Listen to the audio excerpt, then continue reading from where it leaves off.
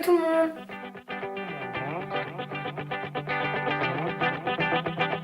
Donc aujourd'hui c'est Déborah et comme vous le savez, donc moi j'étais en Erasmus en Angleterre du mois de septembre et je suis rentrée en décembre. Donc voilà, j'ai passé 4 mois en Angleterre, donc ça m'a permis un peu de voir les différences, de voir ce qui changeait, ce qui était différent là-bas par rapport à en France. Et donc comme vous l'avez vu dans le titre, aujourd'hui je vous retrouve pour vous dire ce que j'ai trouvé bizarre, ce que j'ai trouvé différent et ce à quoi j'ai dû m'habituer en Angleterre.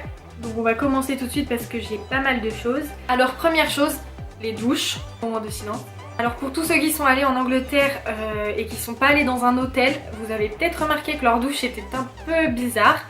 Alors en fait ils ont des douches électriques. Mais alors moi dans ma douche, donc j'entrais, j'avais un bouton start, enfin un bouton pour allumer l'eau. En fait en Angleterre dans ces douches là, la température c'est un peu la douche qui décide. J'ai essayé de comprendre toute seule et alors ma première douche c'était une douche froide.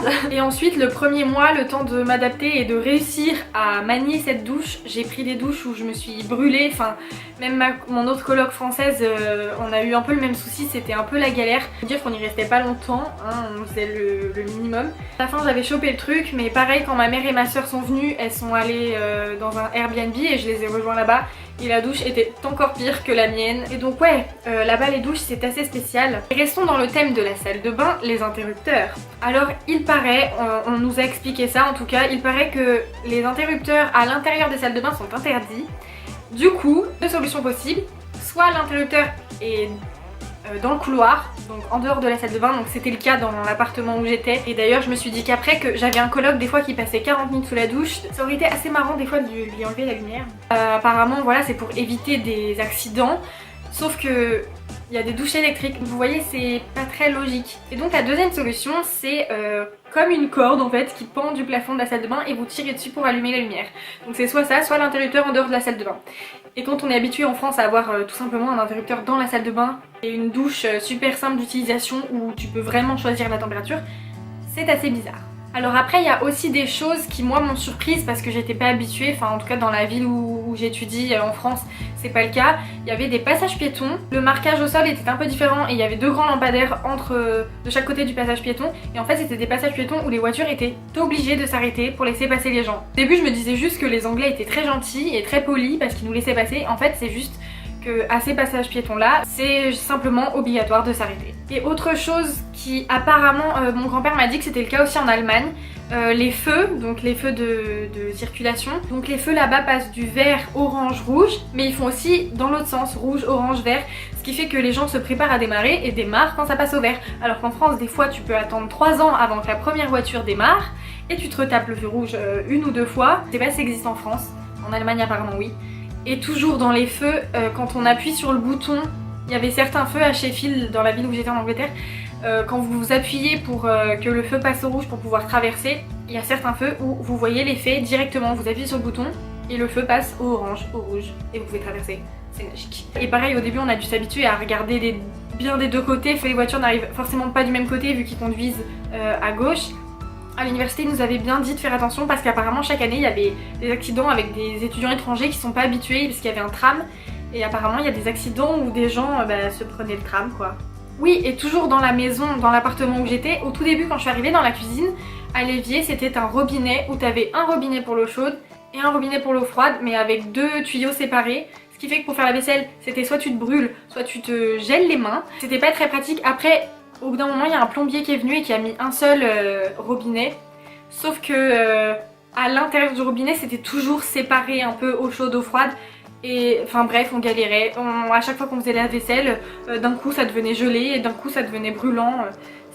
La plomberie et les Anglais c'est pas un bon match. Toujours dans les choses où je sais pas en fait si ça existe aussi dans des villes en France, mais le chauffage quand je suis arrivée, j'avais beau faire ce que je voulais avec le radiateur, en fait le chauffage ne marchait pas tout simplement parce qu'apparemment à Sheffield c'était la ville qui décidait à quelle date on commençait à allumer les chauffages.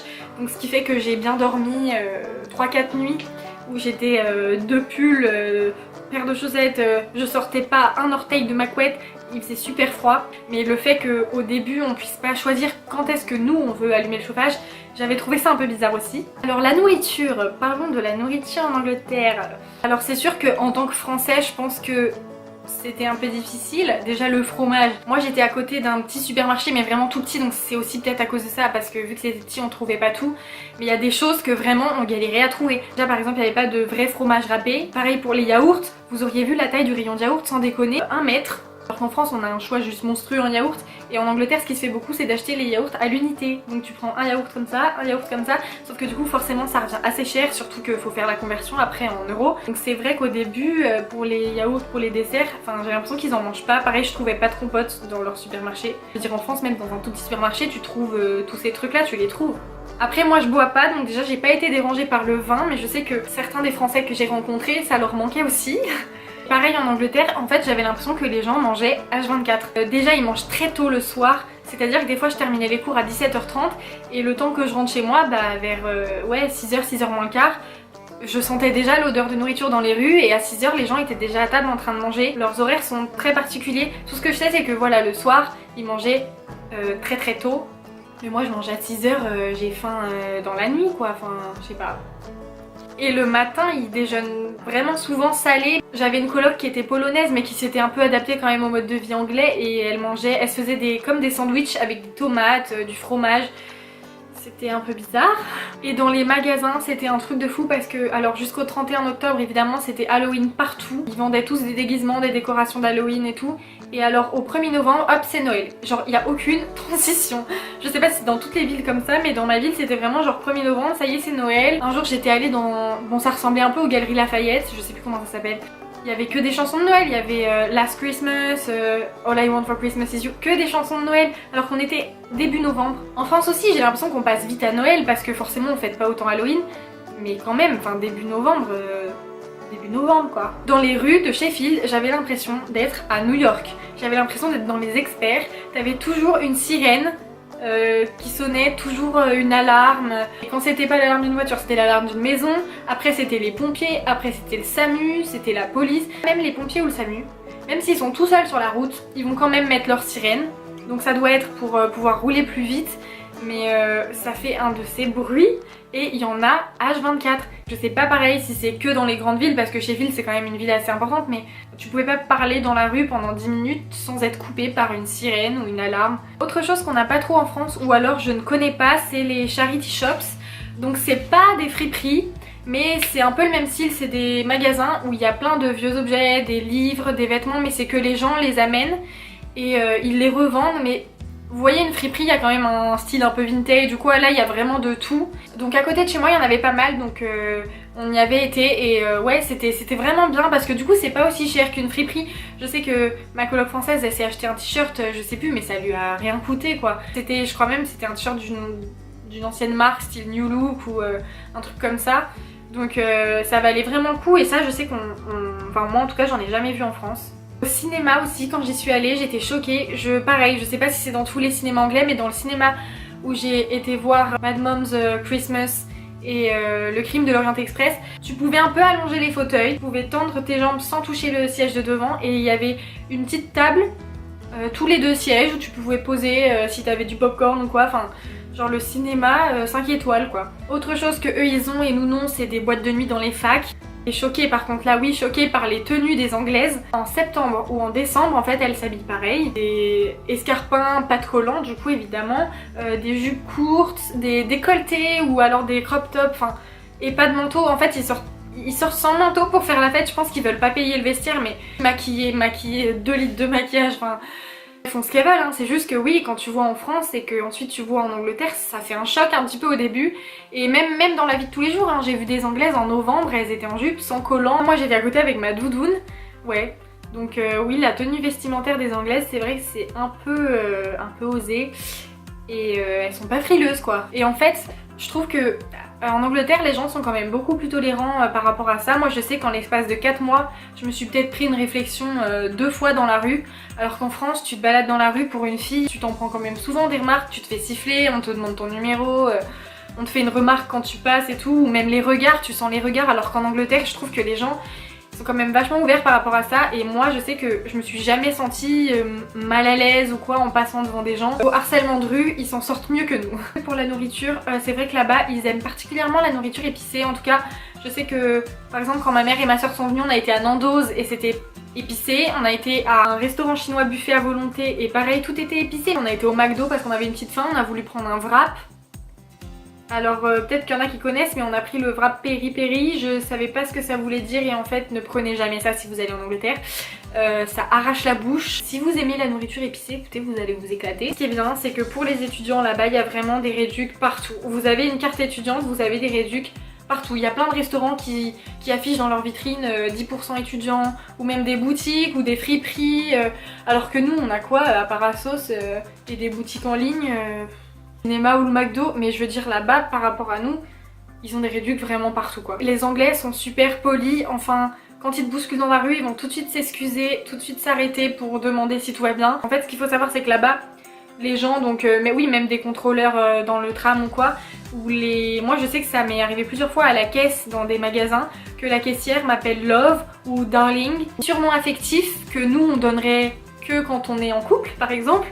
Eux ils nous les donnent alors qu'on ne se connaît pas. Je suis pas sûre qu'ils donnent les surnoms aux gens du même âge ou plus âgés. Au début la première réaction c'est bah écoute on se connaît pas. Ils te disent à plus tard et tout, comme si on allait se revoir le lendemain. Enfin c'est vrai que c'est très bizarre mais à la fois ça met plutôt une bonne ambiance hein. Donc les Anglais en plus d'être polis sont très organisés. Par exemple aux arrêts de bus, dès que le bus arrive en fait, ou même avant que le bus arrive, ils ont déjà formé une file d'attente, une queue. Ils font toujours la queue.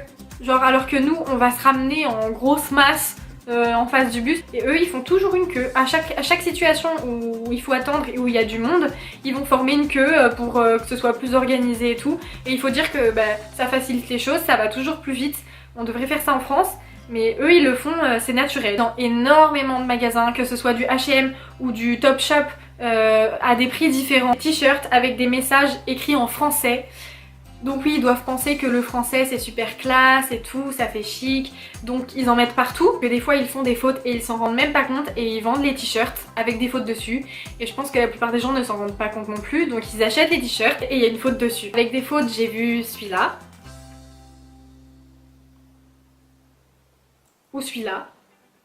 Aussi hein, on a plein de t-shirts avec des messages écrits en anglais mais j'ai l'impression que c'est pas aussi poussé et puis vu que l'anglais est quand même plus répandu, il y a quand même moins souvent des fautes, enfin je pense. Après c'est vrai que des fois pareil quand eux ils nous voient avec un t-shirt avec un message en anglais ils doivent trouver ça bizarre aussi. Mais c'est vrai que je m'attendais pas à voir autant de français sur les vêtements. C'est à peu près tout ce dont je me souviens. J'ai peut-être oublié des choses que j'ai trouvé bizarres ou auquel j'ai eu du mal à m'habituer, mais en tout cas ça me revient pas maintenant. Donc n'hésitez pas vous, si vous êtes déjà allé en Angleterre, à me dire en commentaire les choses que vous aviez trouvées bizarres, les choses qui ne sont pas pareilles en France, et j'irai lire tout ça. J'espère que la vidéo vous aura plu et en attendant moi je vous dis à bientôt pour une prochaine vidéo. Bye!